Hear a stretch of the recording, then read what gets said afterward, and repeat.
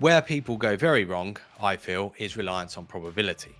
Now, the problem with probabilities is how do you actually define what the probabilities are or what the inputs are to those probabilities? Because with trading, again, it is not a closed ended situation.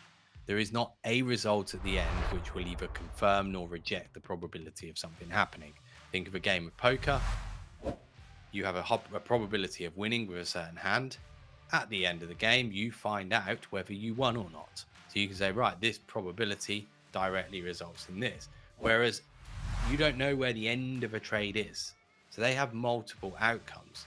Whereas if you're back testing something, you ultimately have to look at this from a finite number of outcomes that can happen. The other issue, and this is the issue with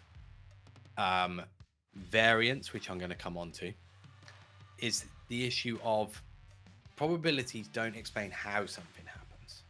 So whilst you may think that a certain thing happens, and I'm going to use an example here in this vast list of statistics, which I'll explain to you in a little while. I'll use an example here of a situation where, yes, something happens, but you don't know the order in which it happens. So whilst you can say, yes, if I see this, I expect the market to do this. What you don't know is how exactly you get from here to here.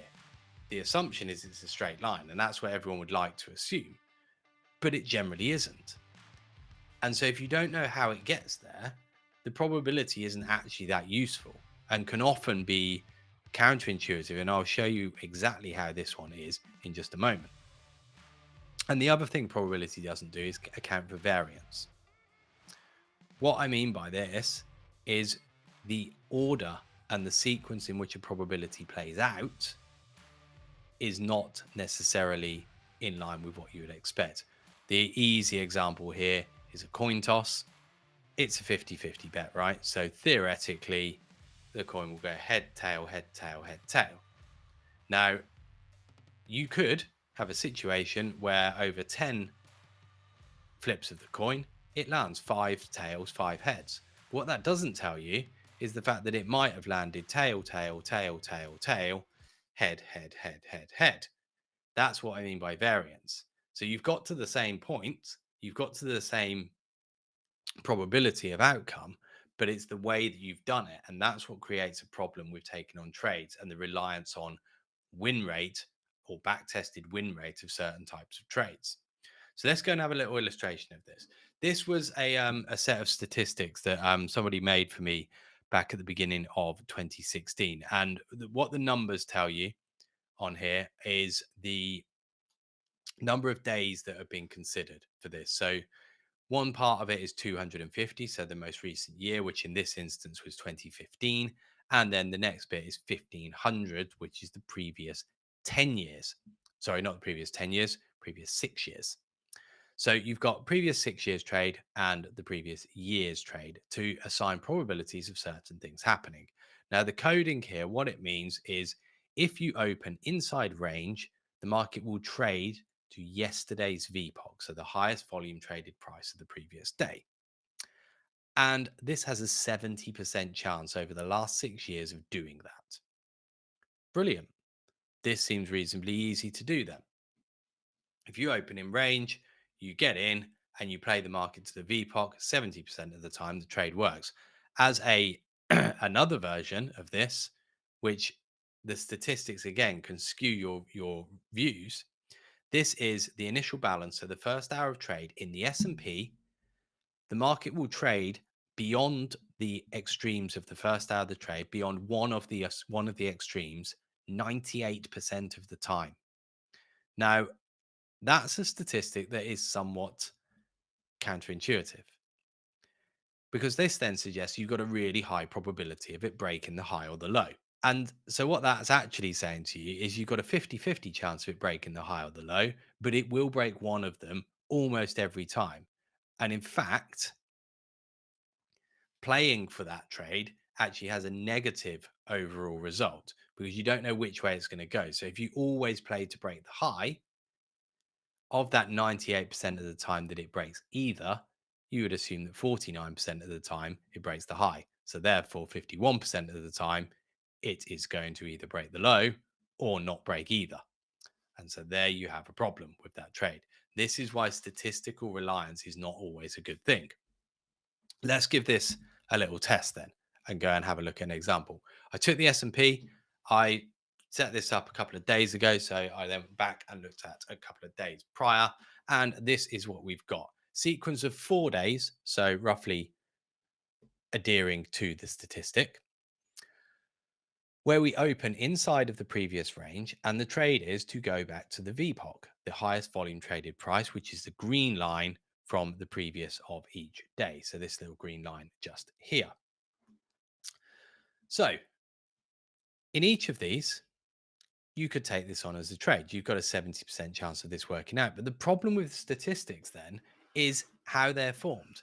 The first two of them explain to you why this has a very high probability. The reason it has high probability is because if a market opens within 1.5 ticks in the S&P of the previous day's VPOC, it's almost inevitably going to hit it. In this example down here, the next day, quarter of a tick. So basically, it opens at the previous day's VPOC, just below it, I should say. If somebody buys one contract into the next price, the statistic is fulfilled. So there's no viable trade in either of these two. So of the admittedly small example set here, 50% of these are not viable trades. One of them opens 7.5 ticks higher. So that's an opportunity. But before it goes to the VPOC, which is down here, this is where it gets hit, it deviates up and then down.